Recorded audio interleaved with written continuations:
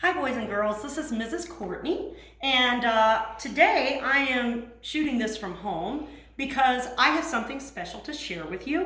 For the past couple of weeks, if you've been in my class or even watching my videos remotely, you know that we've been working on instruments of the orchestra and how we categorize them and put them into families.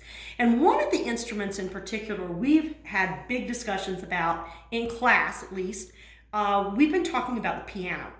It's a percussion instrument. Most people call it a keyboard instrument, which is a separate family. But if we had to fit it into one of those four families, it would have to be a percussion instrument, not a string, not a woodwind, not a brass. And today we're going to find out why. And that's why I'm shooting this video from home, because my small instrument at school is only this long. And it has no strings in it. It's a synthesizer, an electronic instrument. It takes a real piano to see what really happens inside. And the best type of piano to share that with is the grand piano. And so I have a grand piano here at home.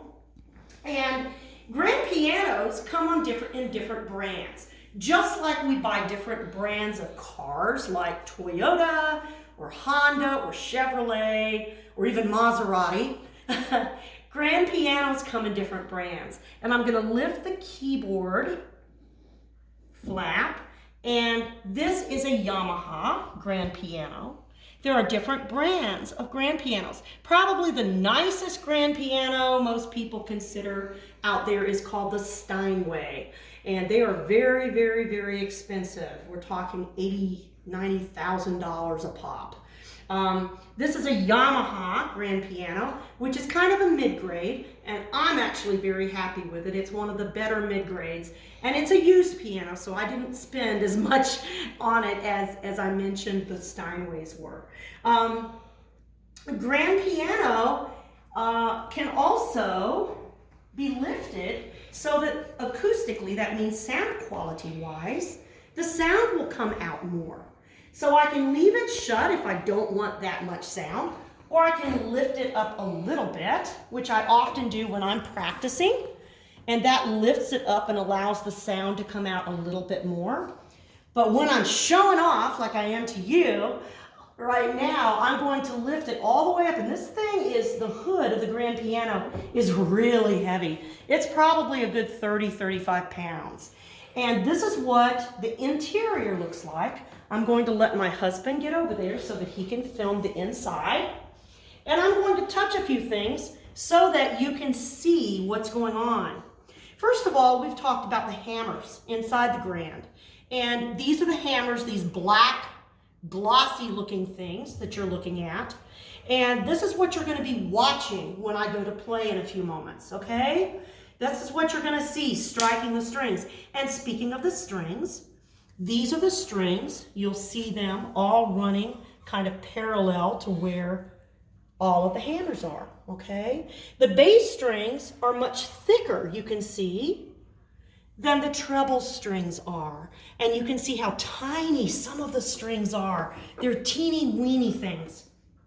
And I'm going to come over here and show what they sound like if I just pluck them. You know, we've talked about how on the guitar or on the violin, there are different ways to play the instruments. And if we pluck a string,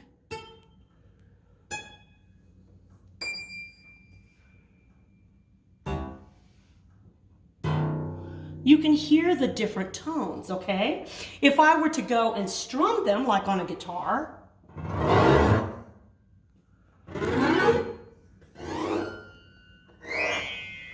you can get an idea. There is a piece of music that was written by a gentleman maybe 100 years ago. It's called The Banshee. It's about a ghost. And instead of using the keyboard of the grand piano, he uses the interior of it.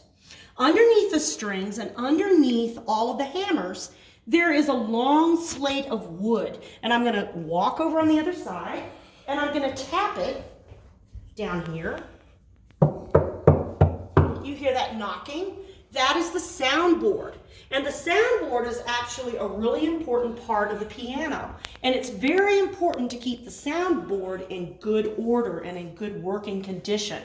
And Grand pianos in particular, because they open up with the hood, sometimes can really be sensitive to hot and cold temperatures. So I actually have a device called a humidifier. It's an electronic instrument that keeps my grand piano in good working order and takes the soundboard, takes particular care of the soundboard so that it doesn't get too dry and crack. If the soundboard cracks in a piano, especially in a grand, it can really mess up the instrument and you get kind of this weird ring whenever you play it.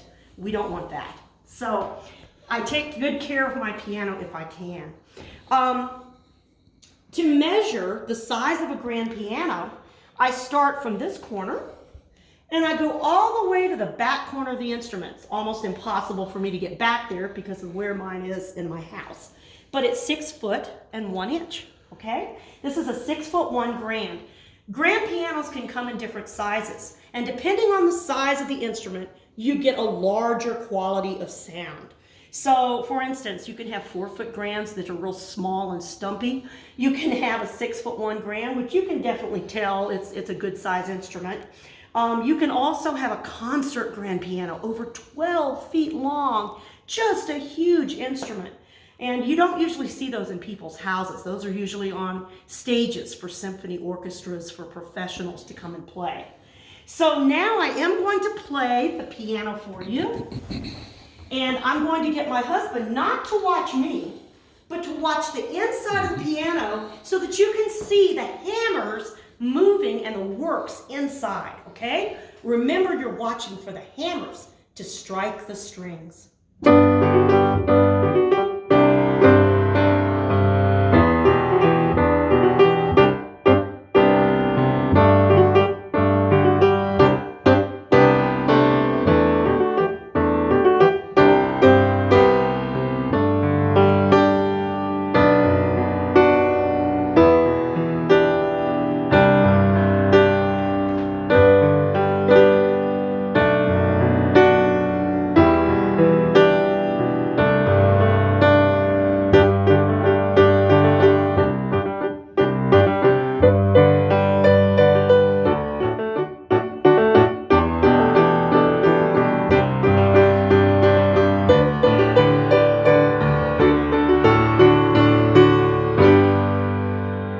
Hopefully that gives you an idea of how the sound from the grand piano is achieved.